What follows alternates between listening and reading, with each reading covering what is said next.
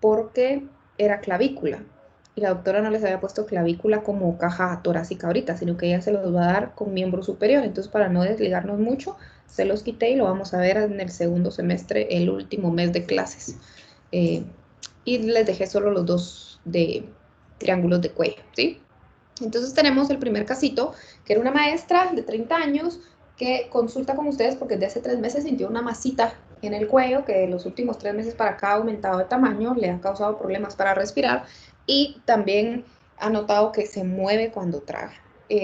Ustedes la examinan y le ven una masa firme, no anclada a la piel, sin daño a piel adyacente del lado derecho de la laringe, ¿sí? Eh, Ustedes le hacen más estudios a su paciente y determinan que es un carcinoma de glándula tiroides. Un carcinoma de glándula tiroides es un proceso neoplásico de la tiroides, ¿verdad? Un tipo de cáncer en tiroides que es usual en estas edades, en las mujeres, ¿sí? Eh, la programan para cirugía, le operan a esta persona la tiroides y ahí estamos tranquilos, ¿verdad? Bien. ¿Quién quiere ser tan amable de levantarme su manita y decirme la ubicación anatómica de la glándula tiroides? A ver, Lourdes. Buenos días, doctora. Sí, Hola. se encuentra en la parte anterior del cuello y esta pues va a tener como dos lóbulos que van a estar a cada lado de la tráquea y van a estar unidos entre sí por el istmo. Muy bien, gracias Lourdes. ¿Quién más quiere agregarle un poquito más a lo que Lourdes ya nos dijo? A ver, Pame. Que se encuentra, perdón, se encuentra frontal a la tráquea e inferior al cartílago ioides en Ujú. la región infraioidea. Excelente. ¿Alguien más quiere agregarle un poquito más o con esas estamos? Gabriel. Sí, se encuentra en el triángulo anterior del cuello. Sí, está en el triángulo anterior de cuello. ¿Alguien más o terminamos? ¿Sí? También que la glándula está en el compartimiento visceral del cuello y está por debajo de los músculos externo eh, ioideo y homoideo, creo. Muy bien, entonces, recapitulando lo que sus cuatro compañeros ya nos dijeron, la tiroides es una glándula endocrina, tiene muchos componentes, está localizada en el cuello, en la línea media sagital.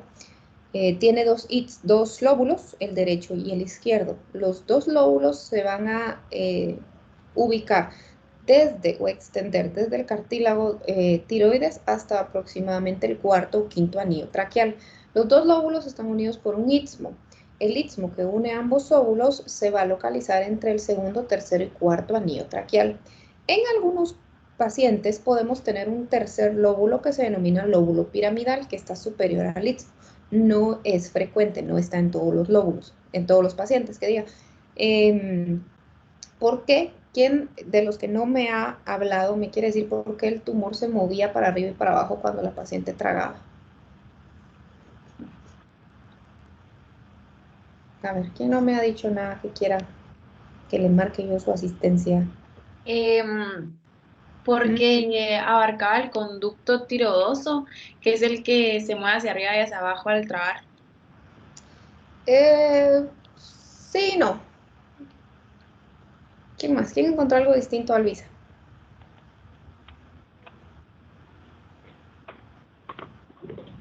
¿Quién más me quiere colaborar y decirnos un poquito más antes de que yo empiece a preguntarles uno por uno?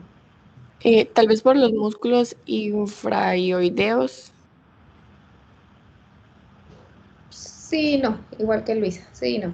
A ver, ¿quién encontró algo diferente?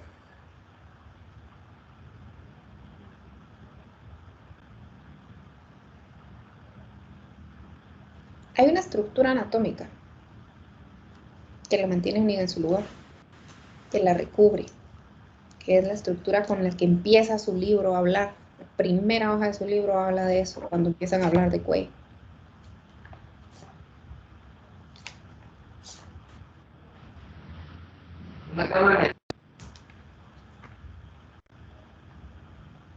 Pues sí. Sofi, ¿qué pusieron ustedes en su trabajo?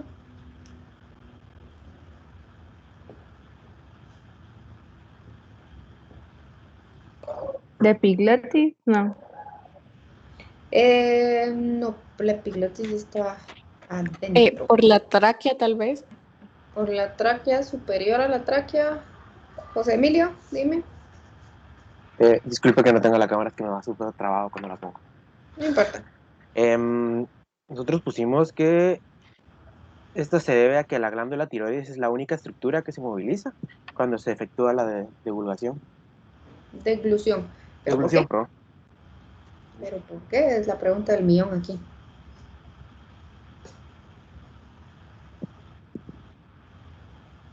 Gabriel, dime. Sí, creo Porque que es el tumor.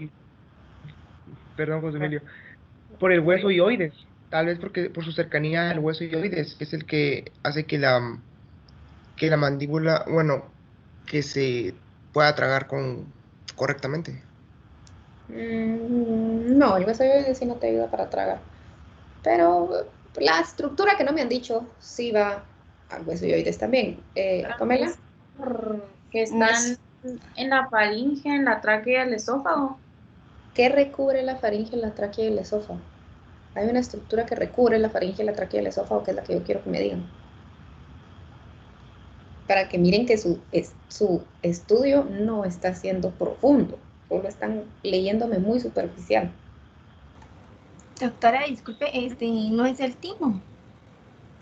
Timo está en el mediastino. Ok, perfecto. El compartimento visceral. Y el compartimento visceral va a tener una vaina que se denomina La epiglotis, ¿no? traqueal, ¿sí? La glándula tiroides está revestida por una vaina de tejido conectivo que se denomina fascia pretraqueal, ¿sí?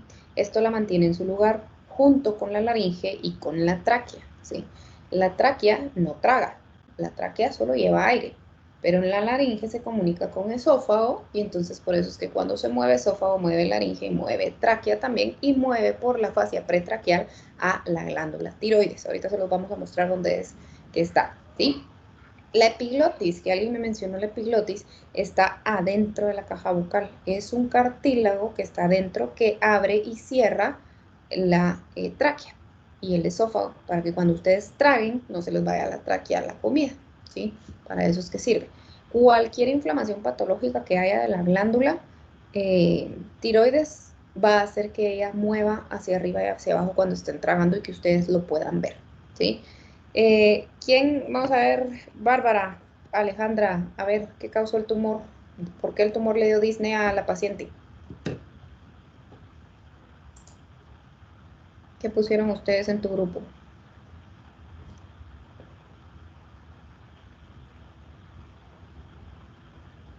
Y es que tan feo que les tenga que preguntar así uno por uno a ustedes, pero toda esta semana no me contestaron, yo les hablaba y ahí su camarita apagada, que solo se enchufan y se van y me dejan hablando sola.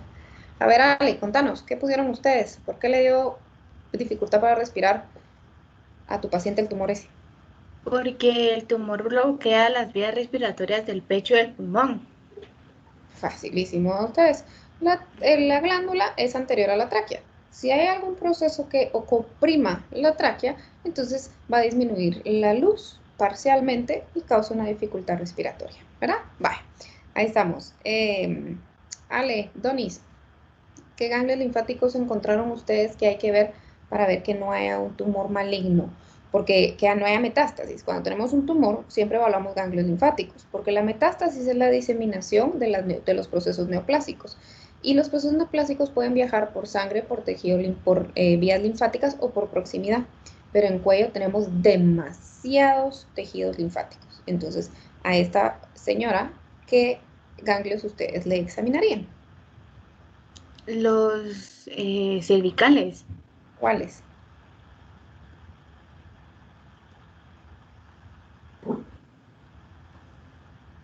A ver, ¿quién quiere ayudar a la Ale aquí? A ver, Luisa. Los submetonianos y submandibulares. Sí, pero esos están, sí pueden ser, pero hay otros que son más importantes, porque estos que tú me mencionaste ahorita son superficiales y necesitamos unos que sean profundos. Y ahí les di el chivo.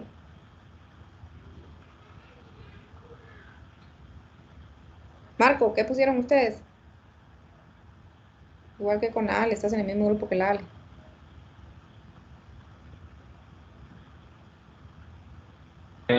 Los que se encuentran conjuntos a la yugular. Sí, están cerca de la yugular, entonces, ¿qué son ustedes? Están metidos adentro, no son superficiales. ¿Qué es lo opuesto a Los superficial? supraclaviculares, ¿no? Esos te sirven en triángulo posterior. ¿Qué es lo opuesto a superficial? Serían los Profundo. cervicales profundos. Ah, ahí está. Vea que no es difícil hacerme feliz. Tienen que ir a evaluar los ganglios linfáticos cervicales profundos. ¿Sí? Es súper fácil. Ahorita vamos a ver cómo es. Mire, la clínica de los ganglios linfáticos del cuello sí es un dolor de testes ustedes. Eso sí, verlo. Pero la distribución anatómica no. ¿Sí? Eso sí es bonito. Y vamos a ver ahorita las 7 regiones que tenemos en cuello de los ganglios linfáticos, ¿verdad? Bien. A ver, Estuardo, ¿estás por ahí? Estuardo Andrés, que nos digas. Sí, ¿Qué aquí estoy. encontraron ustedes en su grupo? ¿Qué estructura se puede dañar en una tiroidectomía? Que tienes tú como cirujano tener cuidado de que no te la pases trayendo. En estos casos podría haber una lesión del nervio laringio. ¿Sí? También podría haber una hemorragia postoperatoria. Y si hay una hemorragia postoperatoria, ¿qué habrán lesionado ustedes? La vena tiroidea, no, ese es para el sangrado durante el procedimiento, es la vena tiroidea media, Aparte de la ¿cierto? tiroidea media, hay otras 2 tiroideas. Superior e Paulina. inferior. Ahí está, va, ya, te comieron el mandado, Paulina. La arteria tiroidea superior y arteria tiroidea inferior son las más importantes. ¿Por qué? Porque yo estoy operando tiroides. Tengo que tener cuidado con las estructuras vasculares que están a la par de tiroides, ¿sí? Pero a ver, Paulina, para que no te quedes chivia, ¿cuáles otros nervios podrías haber visto ahí? El nervio laríngeo recurrente superior, recurrente y superior. Ahí está, que estamos complementando entonces lo que nos había dicho Stuart, ¿verdad? Entonces, cuando operamos un nervio, una estructura, obviamente tenemos que tener cuidado de no lesionar las demás estructuras que están en este órgano. Si estamos aquí, en la glándula, vemos las arterias principales, que lo bonito de ella es que donde va la arteria los acompañan los nervios. Entonces, es fácil encontrarlas, identificarlas, pero es fácil lesionarlos también, ¿sí? Tenemos la arteria tiroidea superior, que se relaciona con el nervio laringio externo. El nervio laringio externo va a inervar el cricofaringio y el cricotiroideo, ¿sí? Estos los vemos cuando veamos respiratorio, estos músculos. Ahorita no se preocupen por ellos. Y tenemos la arteria tiroidea inferior, que la arteria tiroidea inferior se relaciona con el nervio laringio recurrente, que es el que nos habían dicho ustedes. Bien. ¿Quién me falta? Warner. Eliud, ¿dónde estás? ¿No estás? Ah, sí, aquí estás, hasta abajito te tengo. A ver, contame, ¿qué pusieron ustedes en la pregunta 6? Porque es después de la cirugía, ves que tu paciente está estable, ya despierta y lo primero que haces es pedirle que hable. ¿Por qué es tan necesario ver que tu paciente hable bien? Que debido a que durante la intervención quirúrgica se puede dañar los nervios laringos superiores, puede producir una falta de tensión en las cuerdas vocales y esto provoca a la vez una limitación al cambiar los tonos de voz. Sí, entonces ya le tuve que subir yo el volumen a esto porque este como que tiene lesión del nervio laringio externo ustedes. Miren pues, cuando se daña el nervio laringio externo, ¿sí? Hay una incapacidad de tensar las cuerdas vocales y es una debilidad en la voz. Y le escuchan al paciente así como yo le escuchaba a este ahorita hablar, que le tuve que subir el volumen a la compu para oírle, ¿verdad? Se oye muy bajito, ¿sí? Si hay lesión, por ejemplo, del laringio recurrente, puede tener la misma incapacidad el paciente, o si es bilateral, lo dejan perdiendo el habla por completo a su paciente, incluso le pueden dar problemas respiratorios, ¿sí? Entonces acuérdense que con el laringio externo tenemos la inervación del músculo cricotiroideo. El cricotiroideo tensa las cuerdas vocales. Las tensas vocales, al estar tensas, vibran, ¿sí? Si vibran, producen la voz. Si no vibran, no producen voz. Entonces eso es el problema, por eso es que lo tenemos que revisar, ¿sí? No sé si ustedes escucharon en algún momento unos estudios que se hicieron hace muchos años en Guatemala sobre sífilis. que le infectaron de sífilis a pacientes privados de libertad y a pacientes con debilidades mentales que estaban hospitalizados en hospitales mentales para ver cómo funcionaba la enfermedad, ¿sí? ¿Oyeron alguna vez esos estudios en algún momento? ¿Sí? Que a partir de este estudio se crearon todas las normas que dicen cómo tienen que ser los estudios en la medicina, porque ellos vinieron, para los que no lo habían escuchado, en los años 60, vinieron a Guatemala un grupo de investigadores estadounidenses e infectaron a pacientes privados de libertad y pacientes con discapacidades mentales de sífilis para ver cómo funcionaba la enfermedad.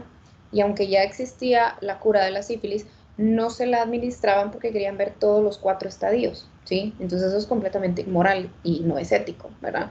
Entonces, aquí, si bien nosotros sabemos cómo funciona la sífilis gracias a esos estudios, ¿verdad? Pero aquí el fin no justifica los medios que ellos tomaron, ¿verdad? Entonces, no podemos hacer este tipo de pruebas médicas a partir de estos estudios porque indignó mucho toda la comunidad médica y científica, pero todavía se hacen disfrazados de otros nombres, ¿verdad? Porque ahorita que les estoy hablando cuello, hicieron una jornada médica, que no me malinterpreten, hay jornadas médicas que son buenas, que sí sirven, que ayudan, colaboran, están bien hechas, pero hay otras en donde vienen cirujanos de otras partes del mundo y se quieren hacer la manita en nuestras comunidades, porque somos países tercermundistas y aceptamos cualquier sobra que cualquier país nos dé, ¿verdad?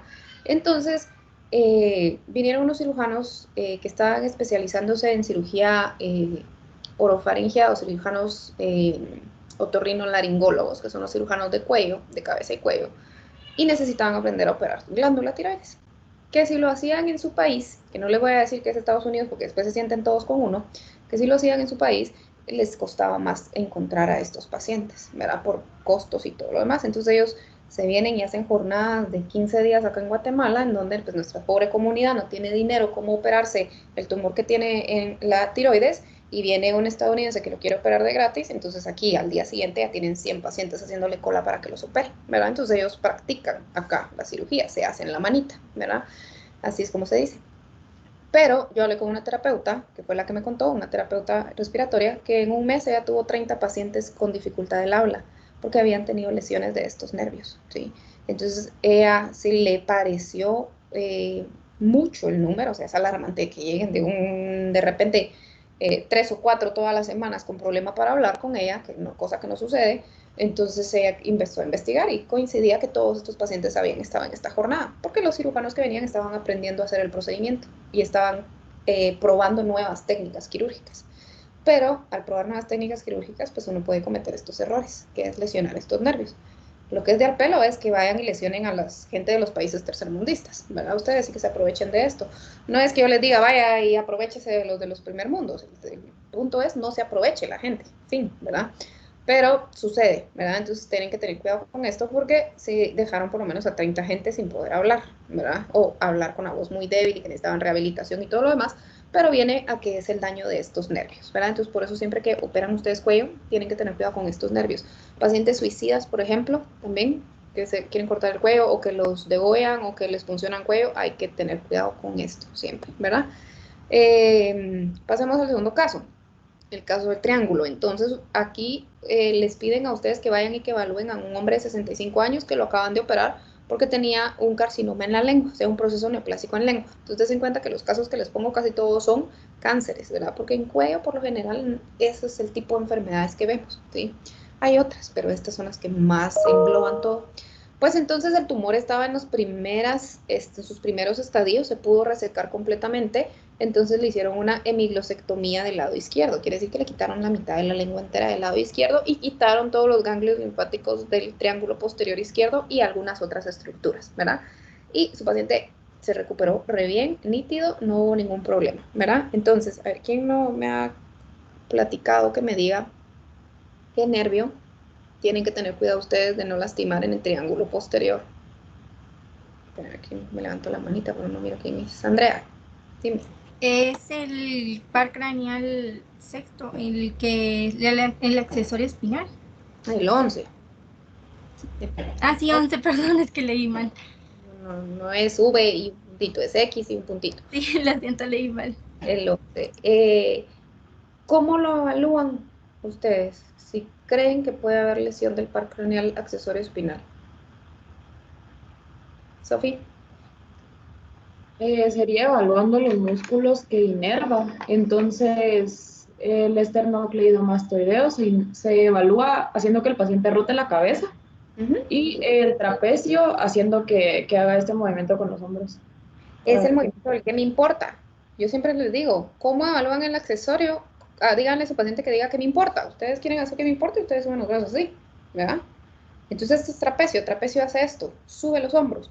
¿Cómo lo evalúan? No solo es de subir hombros, porque no solo el trapecio sube hombros, sino que el trapecio se acompaña del pectoral mayor, el pectoral menor y el dorsal ancho para hacer este movimiento, ¿sí? Entonces, ustedes ponen sus manos sobre los hombros del paciente y le dicen a su paciente, suba los hombros. Y ustedes con sus manos apachan para abajo. Y entonces el paciente tiene que hacer fuerza, ¿sí? Para mantener los hombros arriba. Y se hacen de los dos lados. ¿Por qué no solo evalúo el lado izquierdo que fue el que operaron a este paciente? Porque cuando hacen examen físico neurológico tiene que ser bilateral, porque tienen que ver que los dos funcionen al mismo tiempo, ¿sí? El trapecio también les ayuda a ustedes a flexionar cara, a ver para abajo, o a hiperflexión, que es ver el techo, ¿sí? Entonces le pueden decir al paciente, mire para abajo, y ustedes ponen su manita en la frente del paciente, y ustedes empujan para arriba, y el paciente tiene que empujar para abajo para ver que haya fuerza. Y el trapecio también me ayuda a ladear la cabeza, como que quisieran su orejita pegarla al hombro. Entonces lo mueven para un lado y lo mueven para el otro lado. Y con eso evalúan la integridad del trapecio, ¿verdad? Bien. Igual que en la otra pregunta, ¿qué estructuras en triángulo posterior son importantes de tomar en cuenta para no lesionarlas cuando están operando triángulo posterior?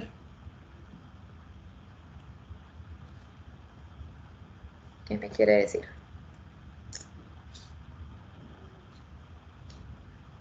Cualquiera de ustedes. A ver, Luisa, dime. No sé si están bien, pero es la arteria subclavia, la arteria cervical transversa, la arteria supraescapular, ¿sí? La vena jugular externa y los ganglios linfáticos occipital y supraclavicular. Ahí está, ¿verdad? Y tejido nervioso. ¿Alguien que me quiera agregar qué tejido nervioso tengo que tener yo cuidado en triángulo posterior?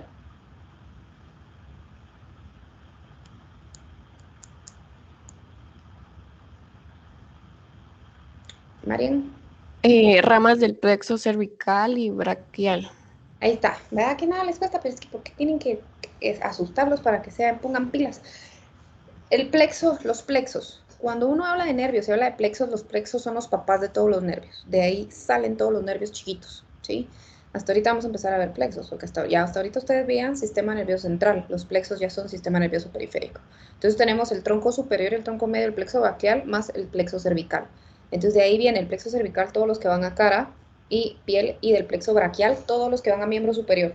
Toditititos los nervios de su miembro superior nacen del plexo braquial, ¿sí? Y si yo lo lesiono, sin querer queriendo, entonces puedo dejar paralizado miembro superior, ¿verdad? Y en las arterias, muy bien lo que ya les habían dicho sus compañeras, principalmente la subclavia y la subescapular, ¿verdad? Y lo último, ganglios linfáticos importantes en el triángulo posterior, se los diré yo porque si estamos iguales que en el triángulo anterior, tardamos media hora. Los ganglios linfáticos supraclaviculares, ahí sí, porque me los habían mencionado antes, aquí sí los vemos, supraclaviculares son importantes, ¿verdad? Que también forman parte del plexo linfático cervical profundo, ¿sí? Miren, en cuello, casi todo es plexo linfático cervical profundo, porque todo llega a caer ahí. Si en algún momento no saben la respuesta, esa es una buena carta que pueden jugar, porque todos van a desembocar a estos al final. Hay otros que son importantes, pero en menor punto, que son los occipitales, que están situados en el vértice del triángulo posterior, ¿sí? Bien, y sientaron todos al final, qué alegre. El grupo que salió ahorita a las 8 me dice, doctora, pero es así, ¿y qué tanto está apuntando? Yo lo que siempre apunto, y me dice, ¿y usted qué siempre apunta? Y yo, su asistencia y su participación, aquí está su listado, donde está, se participa, pregunta, y no me creían que tenían su hojita hasta que les enseñé. Empezaron a participar. Vamos a ver el atlas para que miremos cuello. ¿Dudas que tengan con estos casitos antes de que veamos cómo están las estructuras? ¿No? Ya verán que está bien fácil esto. Siempre les digo yo que está bien fácil a ustedes, yo creo que ya no me creen. Disculpe, doctora, ¿sí puedo apagar la cámara? Es que tengo mal el internet. Dale, ahorita no tengan pena porque yo les voy a poner ahorita aquí el atlas para que ubiquen cuello conmigo. Solo les quiero poner triángulo anterior y triángulo posterior para que lo puedan delimitar ahorita conmigo. Pero aquí está. Vale. Miren pues, lo vamos a ir viendo juntitos porque necesitamos que me entiendan qué es lo que está pasando con los triángulos del cuello. Pero lo que necesito es que me entiendan qué es el cuello y por qué es que es tanta mi fregadera de que sí veamos cuello. Porque cuello es una estructura que es muy importante porque sirve para comunicar la cabeza, que es todo lo que está superior, con el tórax, que es todo lo que está inferior, ¿sí? Entonces el cuello me ayuda a comunicarlo y viceversa, para que todo lo de tórax suba hacia cabeza. Entonces cuello es una estructura muy importante de comunicación, ¿sí? Y también me sirve para comunicar con miembro superior, ¿sí? A través de estos orificios de los triángulos, yo comunico tórax con miembro superior y cabeza con miembro superior también, ¿verdad? Por eso es que es importante. Y para que sea más fácil estudiarlo, se han hecho estos triángulos imaginarios que me ayudan a ver a mí el contenido del cuello, ¿sí? Los triángulos los tenemos del lado derecho y del lado izquierdo, ¿sí? Entonces, a grosso modo vemos que los músculos grandes nos ayudan a diferenciar a mí dónde es que terminan estos triángulos, a delimitarlos, ¿verdad? Entonces tenemos, por ejemplo, en el triángulo anterior, que es un triángulo, es el más grande de los dos, que es como que estuviera de cabeza, ¿sí? Las estructuras las tenemos de igual forma del lado derecho que del lado izquierdo. Entonces, si aquí ven el triangulito, es como que estuviera de cabeza este triángulo, ¿sí? Es el más grande de los dos. Y lo tengo tanto del lado derecho como del lado izquierdo, ¿sí? Ellos están cubiertos, los dos triángulos, por un músculo que les quité del lado derecho y solo se los dejé del lado izquierdo para que lo pudieran ver, que es el músculo platisma. Es el que yo les mencioné en el chat el día de ayer, porque me preguntaron que no encontraban ese músculo en la región de cuello, y no lo van a encontrar en la región de cuello, porque el platisma es un músculo de la expresión facial, es un músculo que se estudia cuando uno estudia cara, ¿sí? Pero lo vemos en cuello porque recubre todo, pero realmente es parte del grupo de cara. El platisma está inervado por el séptimo par craneal, que es el facial, y mantiene tensa la piel del cuello. Esa es su principal función. Si ustedes ven, por ejemplo, acá, su cuellito, entonces hagan lo que yo les estoy haciendo. Acá pongan su manita en su cuellito, ¿sí? Y tensen sus muelitas. Pongan sus muelitas duras, duras, duras, ¿sí? Duro, duro, duro. Ahora miren su cuellito cómo se pone. Cómo se marca. Siéntanlo, ese es el platisma, ¿sí? Eso es el platisma. Cuando uno tiene mucha papada, por ejemplo, le hacen una pequeña liposucción, le quitan la grasita y tensan el platisma otra vez y lo unen para subirle esto a uno y dejarle mejor el perfil, ¿sí? Pues eso es el platisma, ¿verdad? Regresemos a verlo. Bueno, ahora veamos al mero triángulo anterior. El puro triángulo anterior va a tener un borde posterior. El borde posterior del triángulo anterior es el músculo esternocleidomastoideo, ¿sí? Es este que les pongo acá con la línea verdecita. El músculo esternocleidomastoideo tiene 3 inserciones, por eso es que su nombre es tan largo. Tiene la inserción que está en el esternón, en la clavícula y en el proceso mastoides del hueso temporal. Este músculo me sirve para que yo vea para arriba y para abajo y me sirve también en las 3 inserciones que tiene para que yo ladee la cabeza. Si ustedes les hablan y quieren ver así para el otro lado, para eso les sirve el esternocleidomastoideo también, para que miren hacia los lados, ¿sí? Ahora, regresando al triángulo anterior, entonces el borde posterior del triángulo anterior es el músculo esternocleidomastoideo. La base está formada por la mandíbula, ¿sí? El hueso de la mandíbula, esa forma la base, porque se den cuenta que el triángulo está de cabeza, ¿sí? Mientras que el borde anterior es una línea imaginaria media sagital que divide el cuello en 2 partes, justo al centro. Divide las estructuras en ambas partes en 2, ¿sí? ¿Qué estructuras tenemos aquí? Tenemos el hueso hyoides, por ejemplo, que el hueso hyoides nos sirve para anclar a él los demás músculos de cuello. Y esto es súper fácil. Arriba del hyoides, suprayoideo. Abajo del hyoides, infrayoideo. Y ahí tenemos los músculos de hueso hyoides, ¿verdad? Pero en la línea media sagital también vemos otras estructuras, como por ejemplo la laringe, o el cartílago laringio, la caja de voz. Tenemos la tiroides, inferior a la tiroides tenemos los anillos traqueales, ¿sí? Posterior a estas estructuras tengo el esófago, que el esófago me comunica boca con estómago, ¿sí? Entonces es la que está más posterior a todo esto. En el triángulo anterior es importante que ustedes ubiquen una estructura que se denomina triángulo carotidio, ¿sí? Que en el triángulo carotidio tenemos nosotros unos vasos sanguíneos que son muy importantes que ubiquemos, ¿verdad? Entonces, en el triángulo carotidio vamos a ver 3 vasos sanguíneos que son muy importantes, ¿verdad? Tenemos la arteria carótida común, el vago y la yugular interna. Por eso es que se llama paquete vasculonervioso, porque va arteria, vena y nervio, todos juntos. Arteria carótida común, el nervio vago y la vena yugular interna.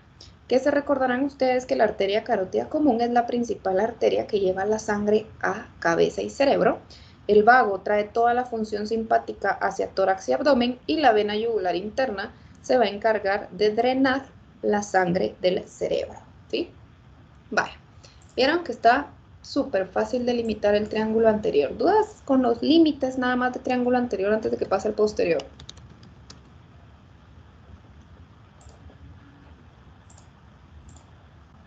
No, pasemos pues. Ya vieron que esto está bien fácil.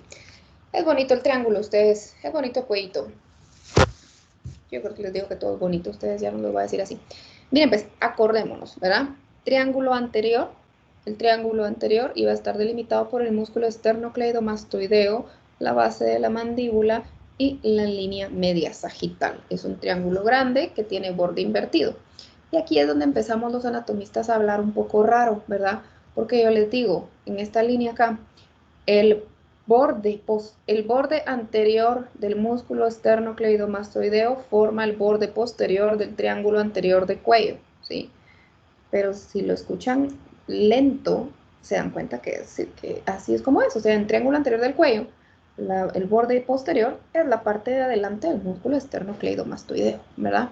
Que este músculo también me sirve para delimitar a mí el triángulo posterior, ¿sí? Porque este músculo, por eso es tan importante en cuello, me marca a mí también el triángulo posterior, ¿sí? Porque en triángulo posterior tenemos que el borde posterior del esternocleidomastoideo forma el borde anterior del triángulo posterior, ¿sí?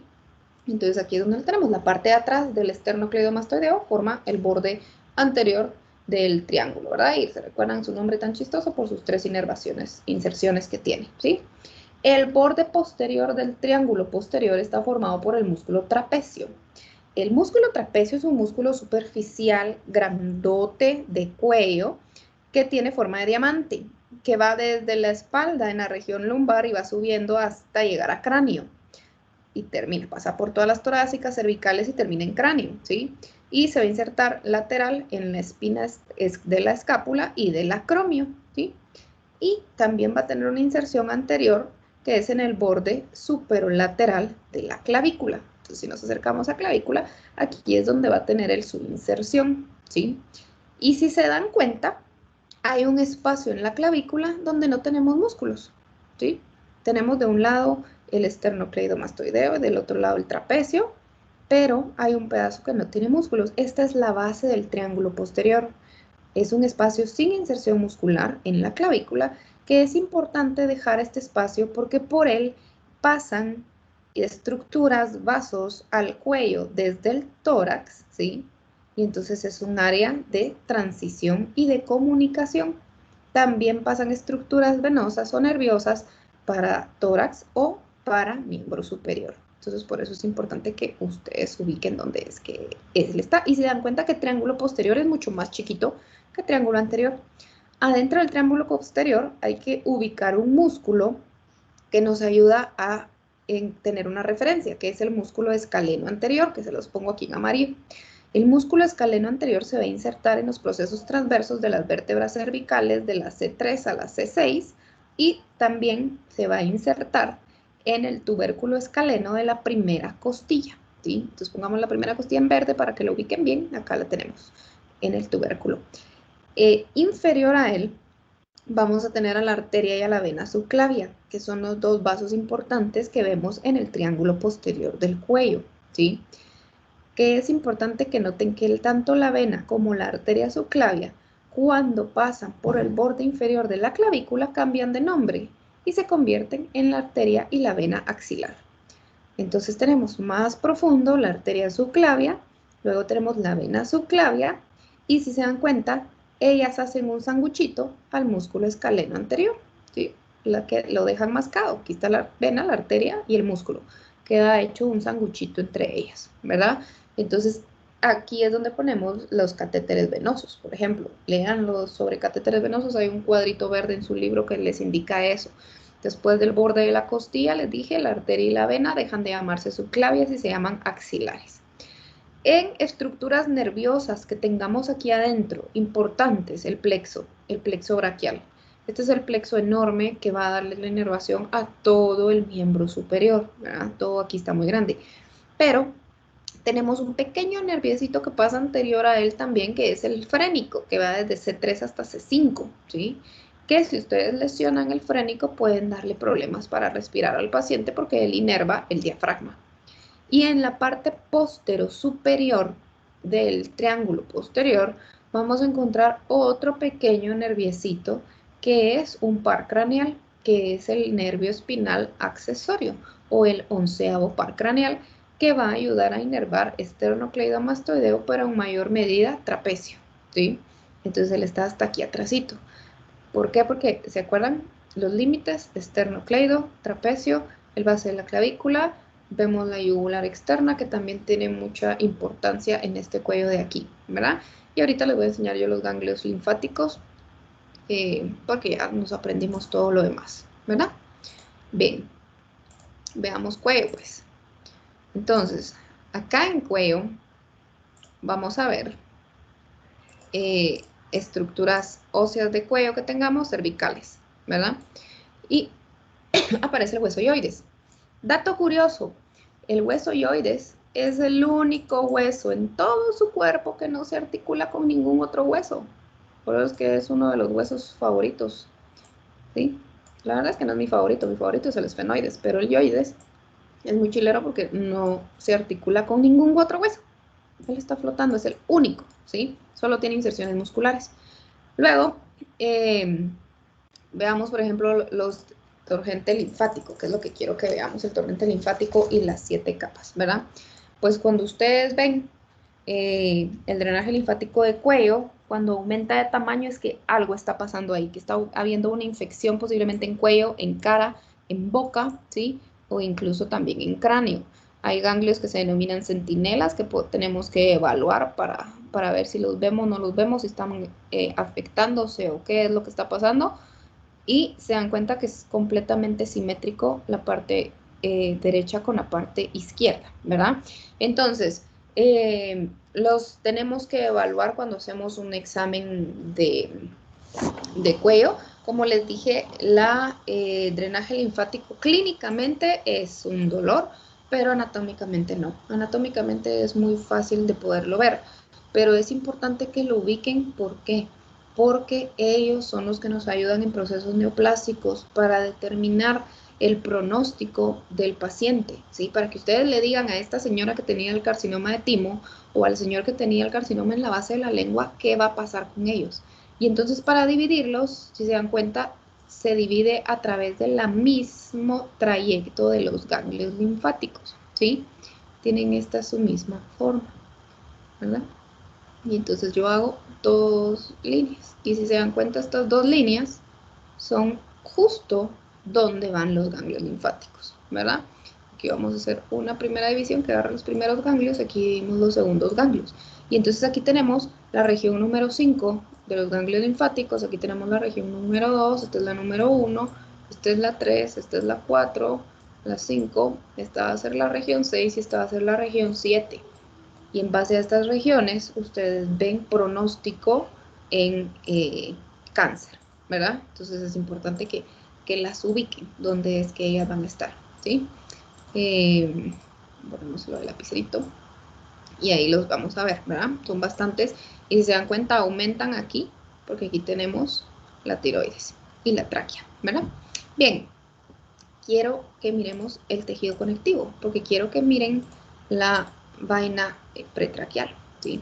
Entonces le voy a poner esto aquí, le voy a poner la glandulita, aquí está la glándula en su lugar, pero quiero que veamos tejido conectivo. Entonces, acá tenemos todas las vainas cervicales, miren cuántas son, por eso es que su libro empieza, cuello, hablando de las fascias, ¿verdad? Miren, todo esto son fascias, todo esto que ven acá, son capas de tejido conectivo que separan los compartimentos del cuello y sirve para que no se comuniquen las infecciones de un lado al otro, ¿sí? Entonces, ustedes ven, yo les estoy quitando las capas y siguen los compartimentos por separado. Esta es la fascia infraoidea. Quitémosla de los dos lados, ¿sí?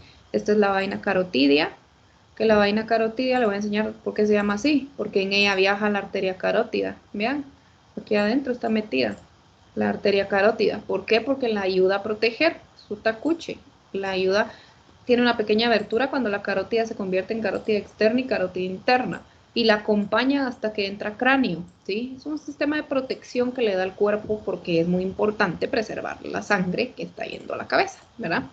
Entonces, quitemos esta que está acá.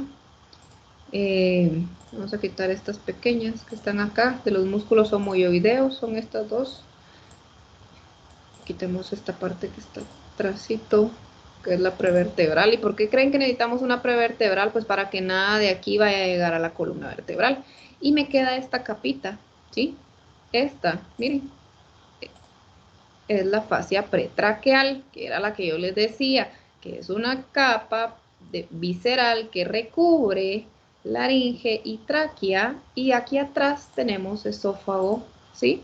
Que es cuando yo estoy tragando, muevo esto, que me va a mover esto, y por eso es que la tiroides se mueve cuando yo estoy tragando. Miren, aquí está la fascia pretraqueal, solo es esta capa, ¿sí? Que era la estructura que yo quería que me dijeran antes de que les preguntara uno por uno. Ahí está, ahora sí entienden por qué es que traga. Ya vieron, es que tan bonito que es estudiar, pero cuando uno entiende, porque si uno estudia y no entiende, ahí sí ya no. Veamos ahora que tenemos acá el tejido fibroso de la glándula, ¿sí? Es tejido que la va a recubrir a ella y luego ya llegamos a la glándula tiroides. Vean ustedes, tenemos la glándula tiroides, que es un tejido que controla las hormonas tiroideas, ¿sí? Tenemos la T3, T4 y TSH aquí. Estas hormonas ayudan a controlar adrenalina, dopamina, epinefrina dentro del cuerpo, ¿sí? Y otro montón de procesos que nos ayudan para la síntesis de proteínas. Viene desde el cartílago tiroideo, que así se llama porque aquí está la glándula tiroides, que realmente yo no entiendo cuál fue primero ustedes, el huevo o la gallina. ¿Se llama cartílago tiroideo por la glándula o la glándula se llama así por el cartílago? No sé. Pero desde aquí tenemos los lóbulos, miren, y van a terminar hasta el cuarto o quinto anillo traqueal, ¿sí? Aquí abajo tenemos el cartílago cricoides y luego ya tenemos los cartílagos traqueales. Esto lo vamos a ver en respiratorio, ustedes no se asusten. El istmo, que es esta parte de aquí, va desde el primer cartílago traqueal, que está inferior a cricoides, hasta el tercer o cuarto cartílago que tenemos acá, ¿sí? En la parte de atrás de la glándula vemos dos frijolitos, ¿sí? Estos dos frijolitos son las glándulas paratiroideas, ¿sí? Que producen la hormona paratiroidea, que la hormona paratiroidea es importante porque regula los niveles de calcio adentro del cuerpo. Y el calcio no sirve solo para los huesos, ustedes, el calcio sirve para la función del corazón, ¿sí? Entonces la glándula paratiroidea se encarga de ver eso. Bueno, aquí la tenemos, ¿sí? Veamos la irrigación de ella, para que ustedes la ubiquen cómo es que está. Entonces aquí la tenemos, ¿verdad? Quitémosle las fases ustedes, que no nos hagan estorbo. Doctora, disculpe, dice que se me trabó, solo que dijo que eran los frijolitos atrás de Las la glándula. paratiroides. Ah, paratiroides. Aquí, mira, son las glándulas paratiroides, estas que te pongo aquí en verdecito ahorita, mira. Son las glándulas paratiroideas. Que las glándulas paratiroideas nacen del tercer y cuarto arco faríngeo en etapa embrionaria. Entonces pueden haber paratiroideas extranumerarias y entonces nacen en cualquier parte del cuello porque es su mismo origen embrionario. Bueno, aquí está tiroides. Aquí están las venas, las arterias de tiroides, ¿sí? Aquí tenemos las arterias tiroideas inferiores y aquí tenemos las arterias tiroideas superiores, que son importantes porque estoy operando tiroides, estoy quitando esta parte de aquí de tiroides, pues obviamente tengo que tener cuidado en no lesionarlas. Y miren de dónde vienen las tiroideas, vienen de la carótida, ¿sí? Va a sangrarles un montón si se la pasan trayendo, ¿sí? Esta viene de la subclavia. La inferior viene de la subclavia, la superior viene de la carótida. Les va a sangrar un montón si se la pasan trayendo, por eso es que tienen que tener cuidado con ellas, ¿sí?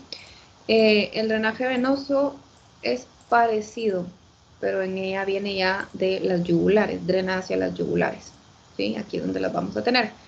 Y sobre el drenaje venoso, pues aquí tenemos que forma una como red, miren ustedes, donde tenemos las yugulares externas, las yugulares internas y las yugulares anteriores. Son las que se pasan trayendo cuando los pacientes son acuchillados en cuello o hay pacientes suicidas, por ejemplo, ¿sí? De las arterias en la tiroides, puede haber una tercera arteria que la irrigue que se llama la arteria ima. La arteria tiroidea ima puede nacer directamente del tronco brachiocefálico del arco de la aorta y va al istmo. Puede ser que no esté, pero puede ser que sí, ¿verdad? Entonces ahí está, es una variante que hay, la arteria tiroidea ima, IMA, ¿sí? Quitémosle todo esto, dejémosle un par, solo para que ustedes se ubiquen, porque ahorita viene lo alegre ustedes, miren el sistema nervioso.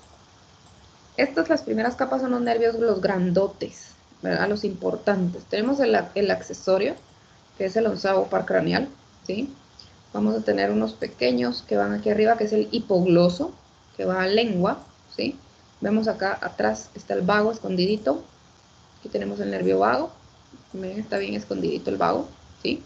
Y esto que ven acá es el plexo braquial, con sus 3 troncos.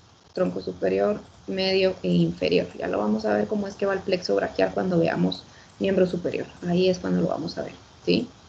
Pero no hemos visto los nervios laringeos, ¿verdad? Porque hay que ponerle más capas, hay que ponerle más nervios. Y entonces los nervios laringeos y los del cuello, miren, son un dolor. Por eso que les digo que es importante que se lo aprendan. Miren qué montón de nervios hay en cuello. Para que no me digan que después no es importante que ustedes vean cuello, ¿sí? ¿Y en dónde están los laringeos aquí? Bien metiditos, ¿sí? Por hasta acá los vamos a empezar a ver. Este es el laringeo superior, ¿sí? Aquí tenemos el nervio laringeo superior. Y el nervio laringeo recurrente, ¿dónde está, doctor? Aquí atrás, miren. Bien metidito. O sea, ya lo viste, ¿hasta dónde está? Es este morado que les estoy marcando aquí. Pasa posterior a la tiroides, ¿sí? Si yo escondo todo lo demás, es este trayecto, el rosado que está acá. ¿Sí lo logran ver? ¿Sí? Está bien metido. Y entonces, ¿por qué? Ustedes de cirujanos no tienen que ver qué nervio se echaron, no. Tienen que ver cuál no se van a lastimar, ¿verdad? Entonces lo tienen que identificar. Si ustedes están operando la glándula tiroides, identifican dónde está el nervio laringeo superior y dicen, este no lo tocó, y se marca. Y de hecho sí se hace así, ¿sí? Sí le pueden poner una marquita a ustedes a los nervios. Si quieren ver esta rama que es del laringeo superior, le pueden poner una marquita, ¿sí? Y le pueden poner una marquita a la arteria también, para que ustedes no se equivoquen y las lesionen, porque vean que está todo esto metido. Y aquí sí se mira a ustedes, pero pónganle encima los músculos y me dicen cómo operan ahí, ¿verdad? Entonces, solo abriendo un pedacito aquí.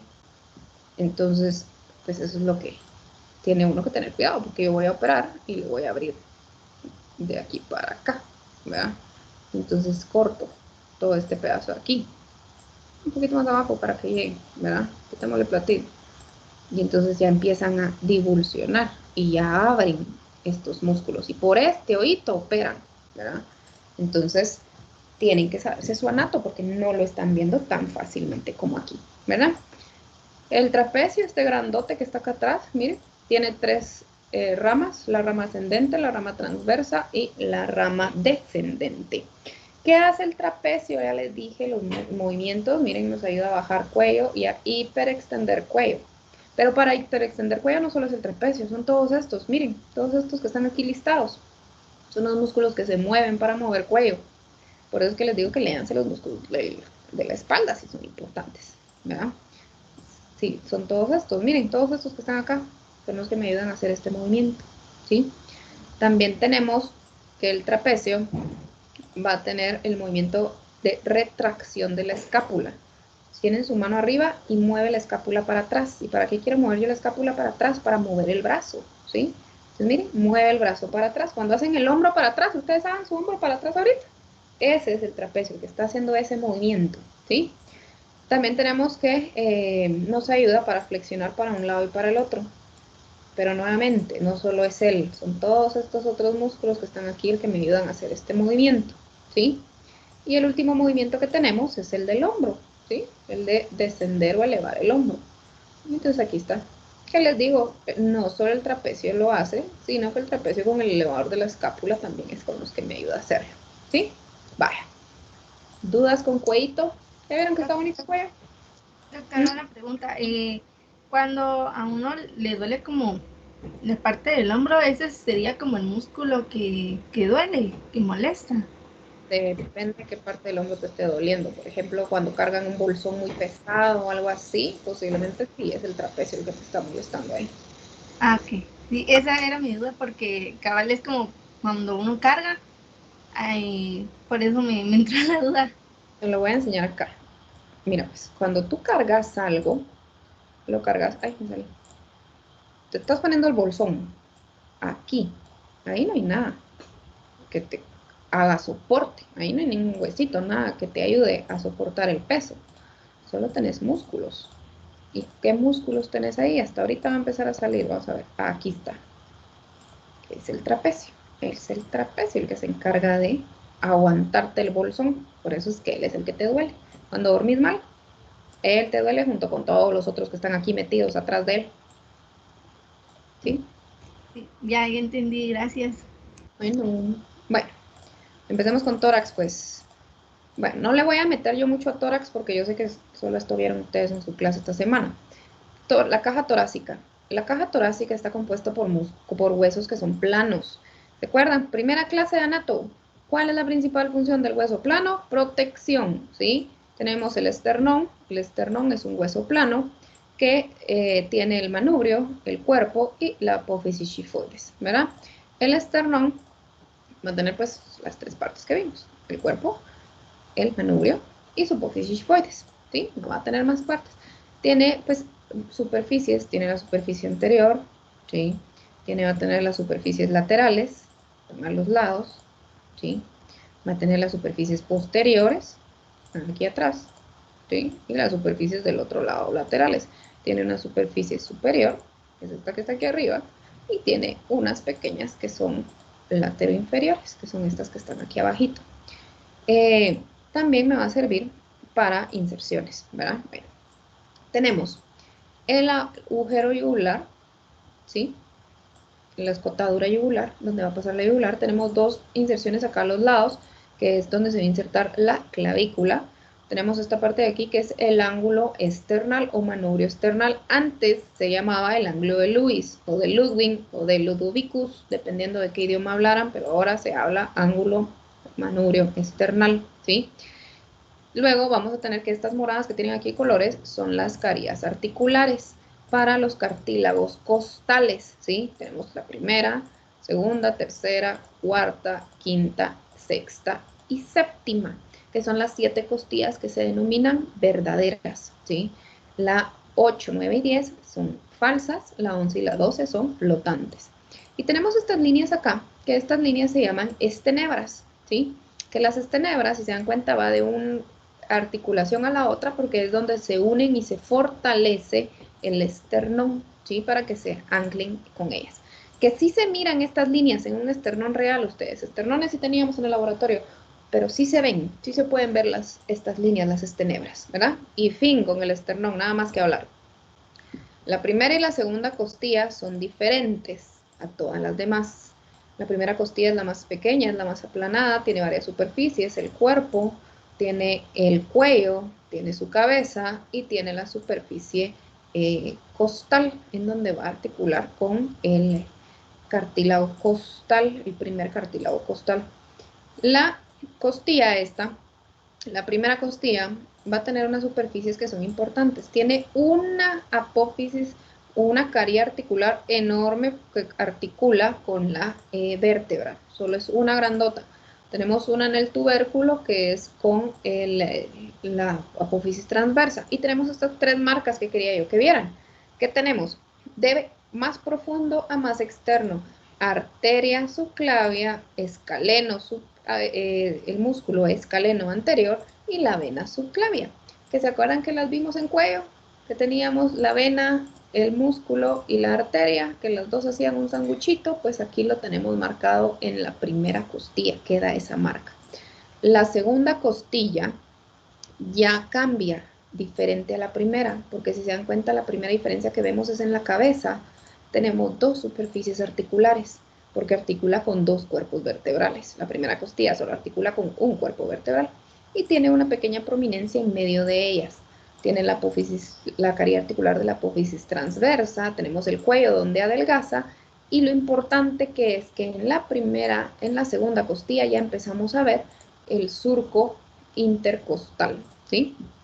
Que el surco intercostal es importante porque se los quiero ver acá está el surco intercostal, ¿sí?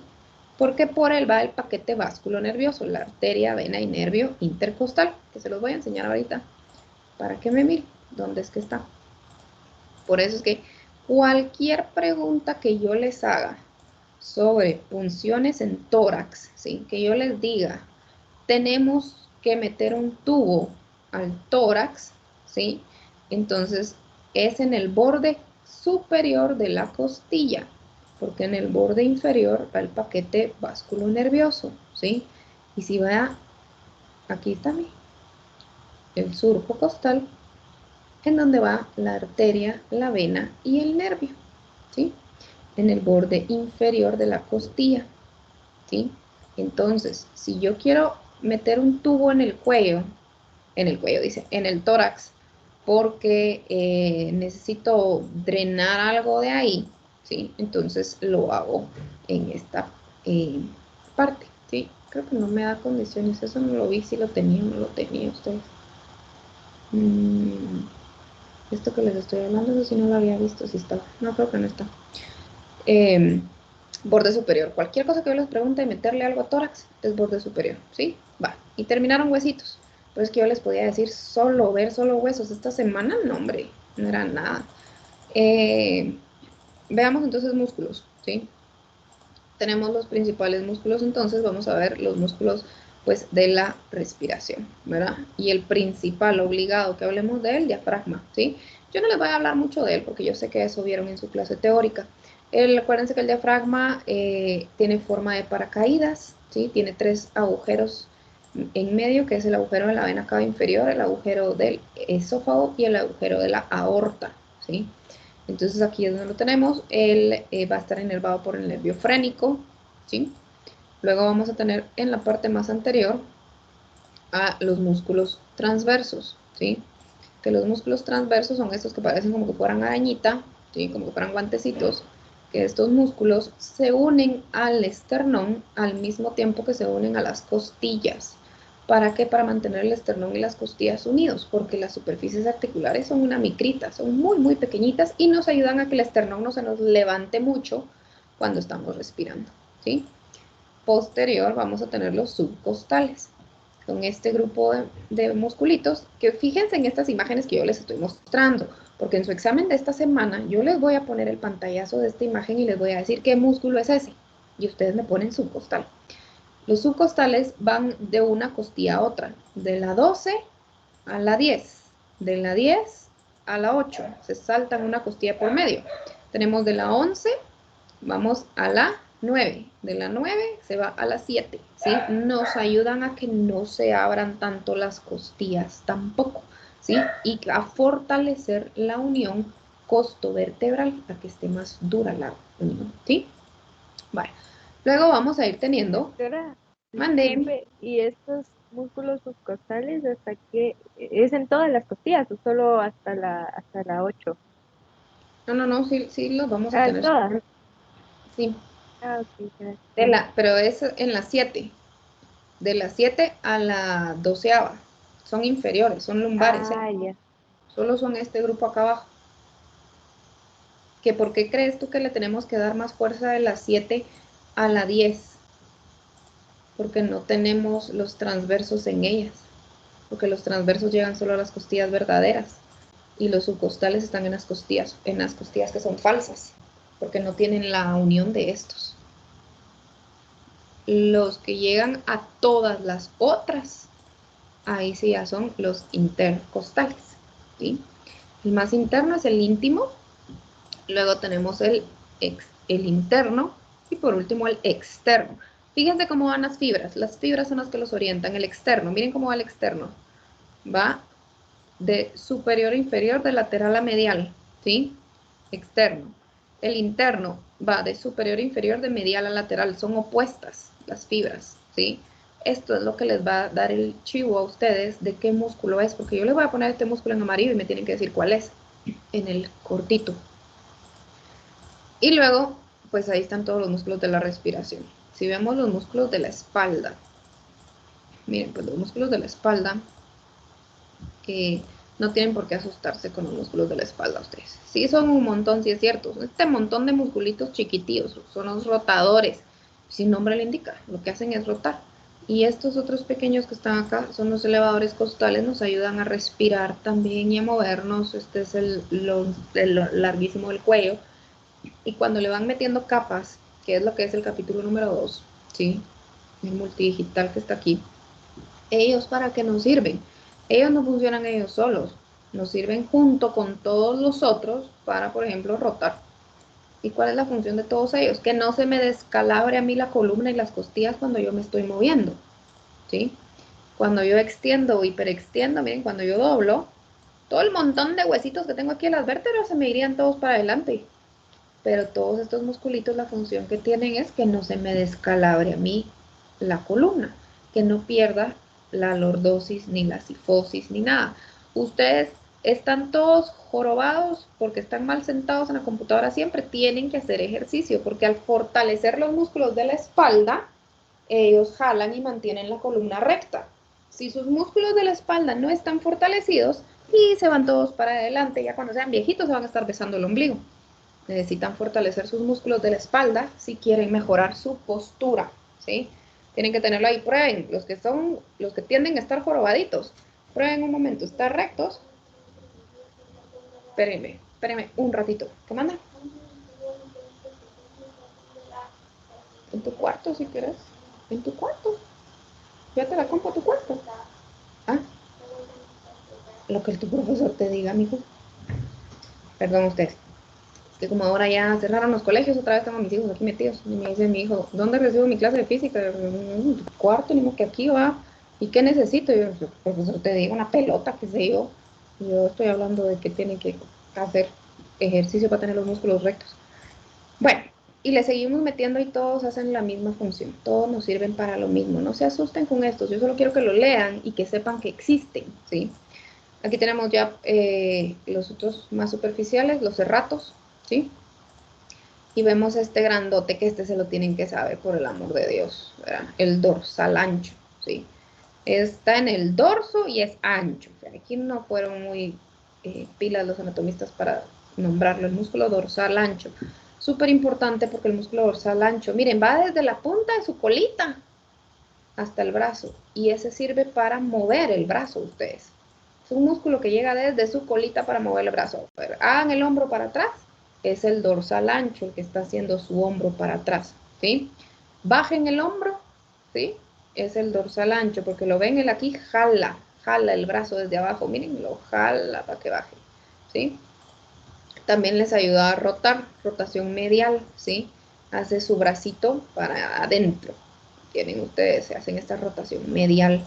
También les ayuda a la aducción. Aducción es cerrar. Tengo el brazo abierto y él ahorita se va a poner amarillo y está, porque está jalando el brazo para abajo para que se vuelva a cerrar, ¿sí? Y también nos ayuda para la extensión e hiperextensión del brazo. O sea, hace el brazo para atrás. Cuando le quieren pegar un codazo ustedes a alguien, es con el dorsal que lo están haciendo, ¿sí? Acá tenemos el romboideo o romboides, mayor y menor, también son importantes. Y de la espalda, los que nos queda acá para terminar, el trapecio, grandote, que ya lo habíamos visto. En la parte anterior, la pared anterior nada más, solo vamos a hablar de los pectorales. Este es pectoral menor y grande, el pectoral mayor. ¿Vieron el video que les mandé ayer a su WhatsApp de uno que estaba levantando pesas? O antier, no sé cuándo se los mandé.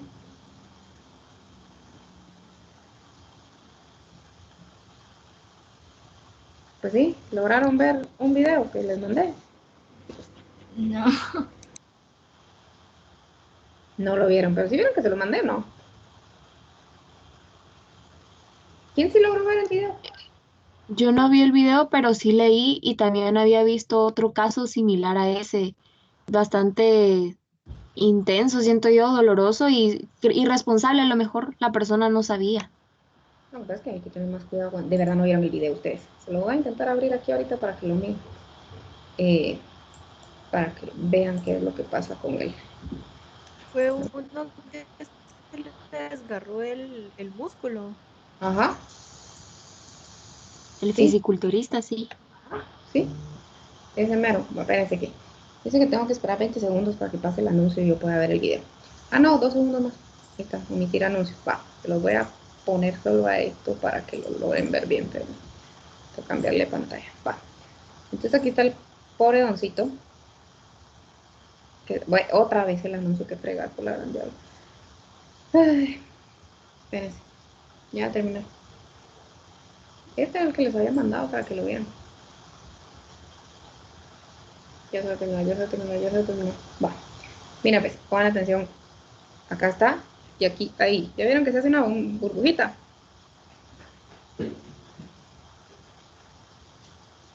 ¿Ya vieron cómo se levanta? Miren aquí. Sí, doctora. Qué miedo.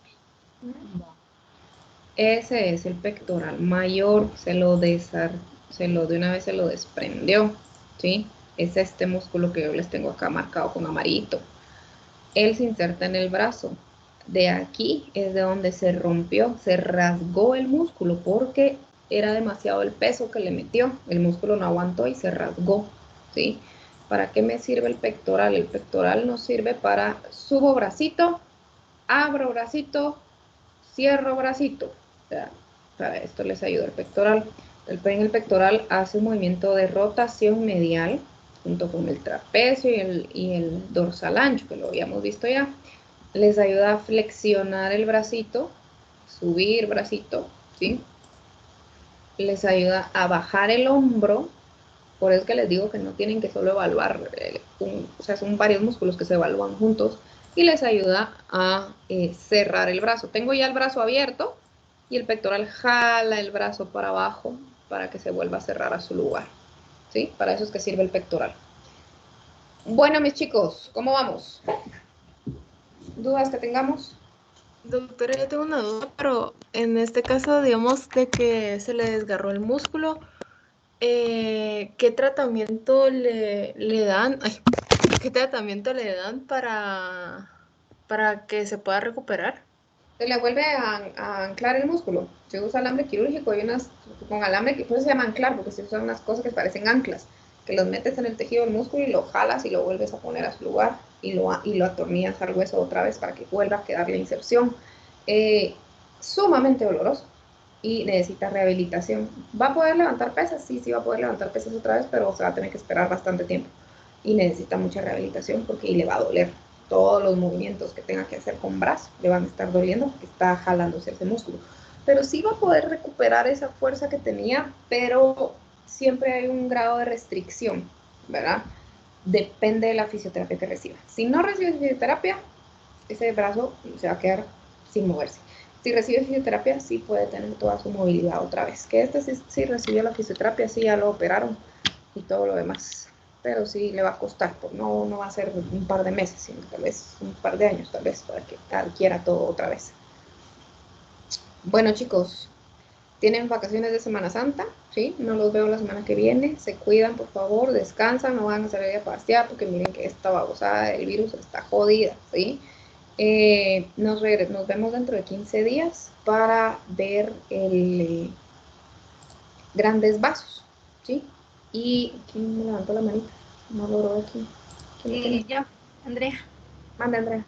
Nosotros tenemos este músculo abajo del pecho, ¿verdad?